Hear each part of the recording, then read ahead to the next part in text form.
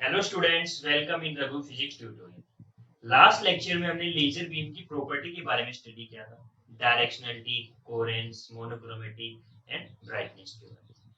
इस लेक्चर में हम आइंस्टीन कोफिशिएंट के बारे में स्टडी किया कि आइंस्टीन ने कौन कौन से कोफिशिएंट दिए, कि कैसे किसी भी प्रोसेस के लिए हमारे पास रेट होता है। तो Einstein coefficients tells about probability. किसी भी रिएक्शंस के रेट की प्रोबेबिलिटी के बारे में आइंस्टीन ने बताया था। तो हमें पता है कि थ्री टाइप ऑफ प्रोसेस होती है हमारे पास: स्टिमुलेटेड, स्पॉन्टेनियस एंड स्पॉन्टेनियस। इन थ्री प्रोसेस को हम कैसे इनका रेट फाइंड करेंगे प्रोसेस। तो first of all spontaneous absorption की बात।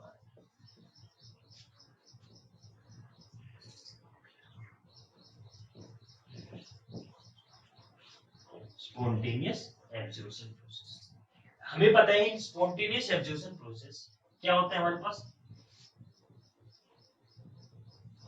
एक एटम होता है, now consider two energy levels having energy E1 and E2। इसके अंदर हमने माना है नंबर ऑफ एटम N1, इसके अंदर है N2। नो कंसीडर कर लिए एक एटम है जो प्रेजेंट है ग्राउंड स्टेट के ऊपर। तो जो ग्राउंड स्टेट के अंदर प्रेजेंट है, तो जैसे ही photon of energy H strike करेगा इस एटम के ऊपर, this atom absorb this energy and goes to higher energy state. This is known as spontaneous absorption process. तो जैसे ये एटम एक्साइटेड स्टेट के ऊपर जाएगा, हमें पता है life time of excited state 10 to पर अप्रोक्सीमेट 10 टू पर -9 सेकंड या 10 टू पर -8 सेकंड। डिफरेंट बुक के अंदर डिफरेंट नोटेशन है, but it's nearly equal to same. तो जैसे ही एक्साइटेड स्टेट के अंदर जाएगा, देन वो नीचे आएगा, या तो स्पॉन्टेनियस इमिशन या फिर स्टिमुलेटेड इमिशन से। तो अब ये एटम एक्साइटेड स्टेट पे गया तो इसका कुछ ना कुछ रेट होगा। तो जो रेट होगा dN1/dt मींस कि जैसे ही एटम एब्जॉर्ब करेगा, एक्साइटेड स्टेट में गया, तो यहाँ पे जो एटम प्रेजेंट थी उनकी कंसंट्रेशन डिक्रीज हुई। तो dN1/dt क्या है? Rate of spontaneous absorption. वो डायरेक्टली प्रोपोर्शनल है हमारे पास N1 number of atom into U of mu। N1 के number of atom present in ground state, U of means energy density, energy density means dN1/dt directly proportional.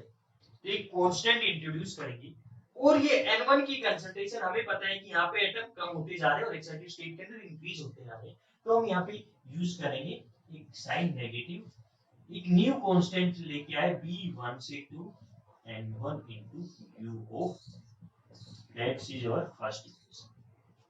अब यहाँ पे हमारे पास ये negative sign denote कर रहे हैं कि जो कंसंट्रेशन है N1 की वो डिक्रीज हो रही है जब टाइम इंक्रीज हो रहा है। ठीक है, टाइम की इंक्रीज होने के साथ ये कंसंट्रेशन कम होते जा रहे हैं यहाँ पे एटम। ठीक है, that's why we use negative sign. B12 is Einstein coefficient to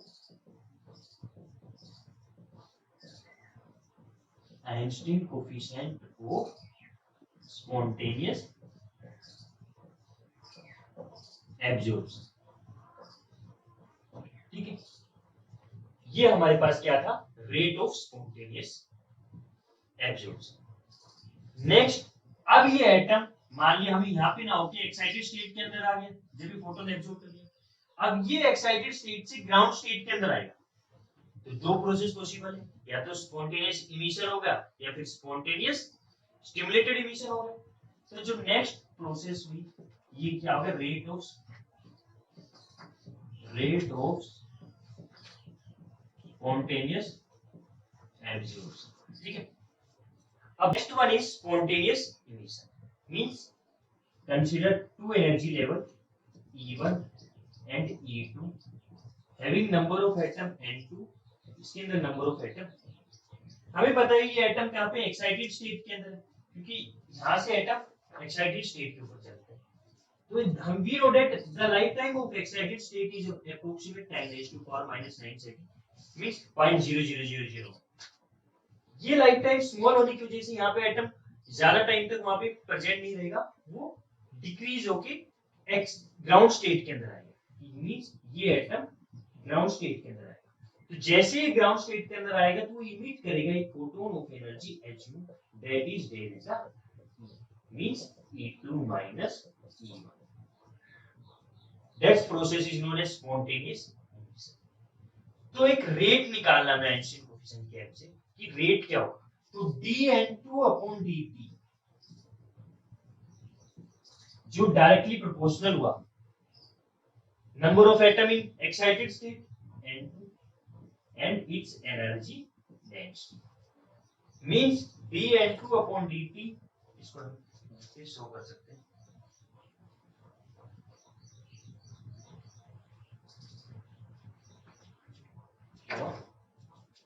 dN2 upon dt is directly proportional है। तो एक कांस्टेंट इंट्रोड्यूस करेंगे दैट इज A21 and ये म्यू ऑफ मीन लेगा, ठीक है। तो that is A21 into N2। अब देखो यहाँ पे जैसे ये ग्राउंड स्टेट के अंदर आएगा तो यहाँ पे कंसंट्रेशन जो एटम प्रेजेंट उनकी कंसंट्रेशन स्मॉल होगी। तो स्मॉल होगी तो हम यहाँ पे क्या यूज करेंगे नेगेटिव साइन। क्लियर कि नेगेटिव साइन हमने इसलिए यूज करेंगे। तो dN2 अपॉन dt क्या होगा rate of spontaneous emission and this A21 denotes Einstein coefficient of spontaneous emission। Clear. तो ये हमारे पास क्या होगी सेकंड। अब जो एटम एक्साइटेड स्टेट के अंदर है समटाइम्स तो अपने आप ही आ जाता है, लेकिन एक कंडीशन और भी होती है कि वो अपने आप नीचे नहीं आ सकता। तो that's one is third is known as stimulated emission। In stimulated emission process हमारे पास क्या होता है, ये एटम होते हैं जो कि हमारे पास एक्साइटेड स्टेट के अंदर बचे। We know the lifetime of an excited state 10⁻⁻⁹ second. लेकिन सम केसेस के अंदर ये एटम एक्साइटेड स्टेट के अंदर ग्राउंड स्टेट के अंदर आना पॉसिबल नहीं है itself। So we require a photon of energy H2। This is incident photon। ठीक है। जब ये फोटोन इसके ऊपर स्ट्राइक करेगा मींस इसके पास से गुजरेगा तो ये रेजोनेंस कंडीशन क्रिएट करेगा, सिस्टम को डिस्टर्ब करेगा। तो जैसे ही सिस्टम डिस्टर्ब होगा ये एटम ग्राउंड स्टेट के अंदर आएगा और इमिट करेगा एक another photons having energy H1 and this incident photons having energy H। तो जो इंसिडेंट फोटॉन्स एंड जो इमिटेड फोटॉन्स ये ट्रेवल करते हैं हमारे पास सेम डायरेक्शन के अंदर, सेम फेज के अंदर, सेम स्टेट ऑफ पोलैरिटी, जिसकी वजह से हमारे पास इंटेंसिटी इंक्रीज होती है। सो इसका भी एक रेट होगा और जो रेट होगा हमारे पास स्पॉन्टेनियस स्टिमुलेटेड इमिशन का that is denoted by dN2 upon dt is directly proportional. यहाँ पे कितने नंबर ऑफ एटम है N2, यहाँ पे ग्राउंड स्टेट के अंदर है N2 into energy density u of so dN2 upon dt directly proportional को हम हटाएंगे तो एक न्यू कांस्टेंट इंट्रोड्यूस करेगा दैट इज B21 और जो number of atom in excited state decrease हो रहा है तो we take a sign negative. Clear, negative sign introduce कर into N2 into u of U of me denotes energy density, number of atom in excited state, Einstein coefficient of stimulated emission। that is rate of stimulated emission. That is third equation. So at thermal equilibrium, जब हमारे पास thermal equilibrium हो जाएगा तो जो rate of upward transition is equal to rate of downward transition. So at thermal equilibrium जो rate of upward transition is equal to rate of downward transition. Means अब देखो ये क्या है, rate of stimulated emission, rate of stimulated. तो इनको क्या करेंगे, इक्वल रखेंगे. तो हम इस यहां से रिलीज कर देते हैं और इस डेरिवेशन को सॉल्व करने की ये फैक्टर हमें भी ऑलरेडी नो है. तो इस इक्वेशन को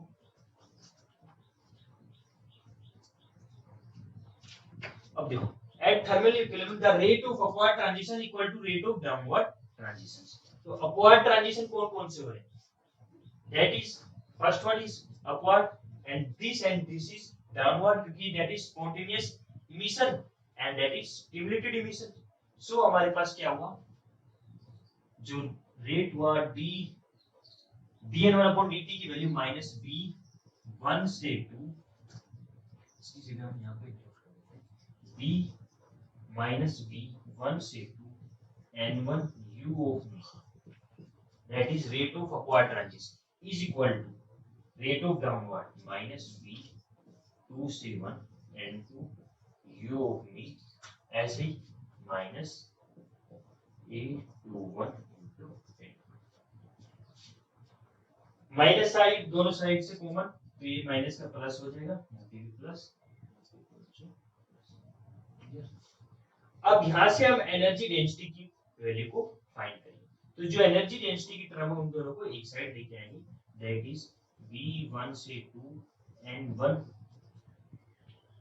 u of mu minus v2 से 1 n2 u of mu is equal to a2 से 1 into n2. तो u of mu हमने कॉमन ले लिया, so that is next step is this. Means u of mu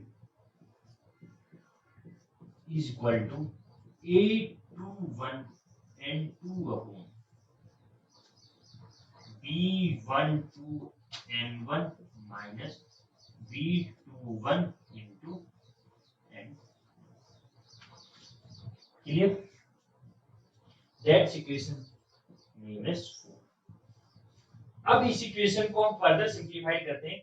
ये b21 n2 factor को हम common लेके मींस इसको हम रेज कर देते हैं. दैट इज जो इक्वेशन 4 था ये हमारे पास, इसको हम फर्दर सिंपलीफाई करते हैं. u of mu is equal to e21 n2 upon b21 n2 को कॉमन लेंगे तो that is b12 n1 upon b21 n2 minus 1. तो मल्टीप्लाई किसे करना है, b21 n2. That is equation 5. अब n2 से n2 कैंसिल होगा, मींस जो u of mu होगा हमारे पास वो क्या हो गया, ये हो गया. n2 से n2 कैंसिल होने के बाद u of mu की वैल्यू क्या होगी, a21 upon b21 b12 upon b21 n1 upon n2. So according to Maxwell-Boltzmann's law, n2 upon n1 number of atom in excited state divided by number of atom in ground state is e की power minus a2 upon kt divided by e की power minus e1 upon kt. Means जो n1 upon n2 की value हम find करेंगे that is e की power h mu upon kt. This is known as Maxwell equations. So number of atom in excited state divided by number of atom in ground state. जो h mu की value क्या होगी, delta E is equal to h mu is equal to a2 minus, जब आप इस equation को solve करोगे then you get this result. This is known as equation 6. इस इक्वेशन 6 को when we put in equation 5 this n1 upon n2 value, then we get energy density U of mu is equal to A21 upon B21, B12 upon B21 e की power h mu upon kt minus 1. This equation is known as equation 7. अब यहाँ पे आने के बाद we know that according to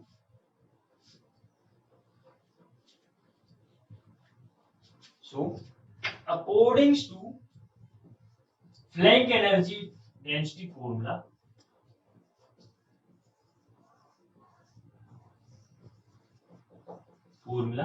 जो energy density होती है वो क्या होती है 8 pi h mu cube upon c की पावर क्यूब 1 अपॉन e की power h mu upon kt minus. This is known as Planck energy density. इस एनर्जी डेंसिटी फॉर्मूले को इस एनर्जी डेंसिटी को व्हेन वी पुट इक्वेट करते हैं then we get value b1 upon b21 and a21 upon b21.